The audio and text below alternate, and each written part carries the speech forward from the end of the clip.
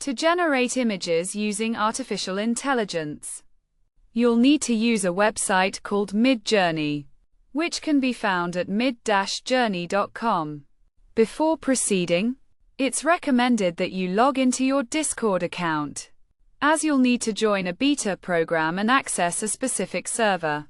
If you don't have a Discord account, you may need to create one and verify it. Once you're on Discord, navigate to the server and select one of the new beta servers. You'll need a text prompt to generate an image, which can be created using a chat service like this one. To create a prompt, simply type what you want to generate, such as, create a new football club badge.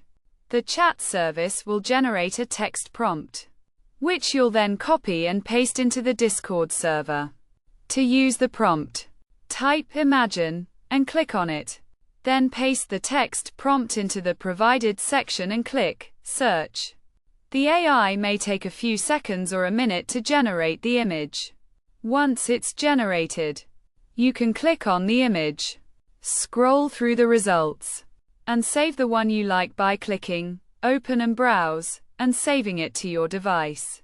That's the process for generating images using this method.